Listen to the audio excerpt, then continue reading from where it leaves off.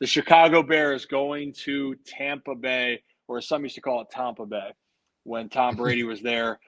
The Bears had all this excitement of what's going on with the season, and then they go out and just get smacked on their opening week at home, Brad.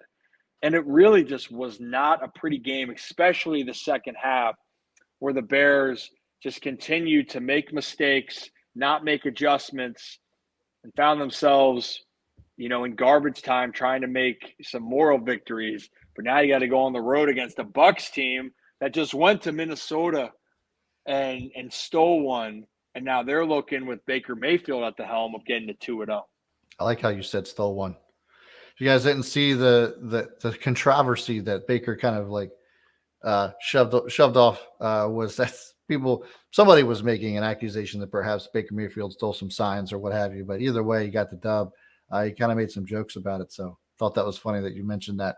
But wanted to just kind of reiterate this passing chart from Justin Fields last week, and that is not going to cut it. That's not going to win you games. Not only that, but you traded your number one overall pick for DJ Moore, and he was not a factor in that game against the Packers last week. You got to get him in the game. You got to get your best players on the field. You got to get your playmakers out there. I just don't understand. It's a big head scratcher here.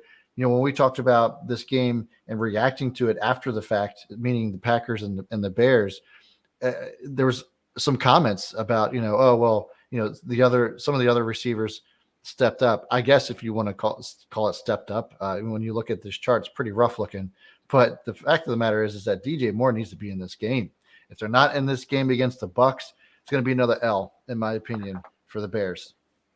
And I think the concerning factor is, when looking at that, it was a combination of the offensive line play was very, very poor.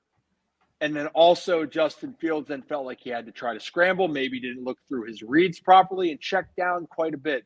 And that can be part of your internal clocks going off so much, or you're not processing the right reads. We saw that great touchdown to Darnell Mooney, but the other ones, and there was another play, DJ Moore was open later in the game, but that wasn't a look for it. If the Bears are going to take a step forward in the passing game and for Justin Fields' production, it has to be with DJ Moore there. Because if not, it's just not going to develop the way that Fields wants. And to your point, you brought it up. You don't trade for a guy and not use him. And I know that that's a combination of ways, but if you know for a fact that if it is the case where Fields isn't making the right read, then why don't you find a way to scheme in? You saw in the preseason,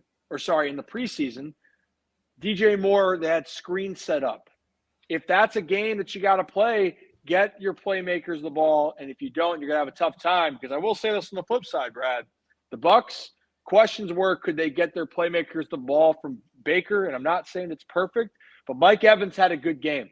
And then to close out the game, Chris Godwin had the game-sealing catch that was able to extend the drive, give him a first down, and the Bucs could run out the clock or, kneel it out. So you got to get your playmakers involved, and that's why I think the Bucs are in a better position, because I think Baker has proven, even if it's not perfect, he's going to give his team a better chance.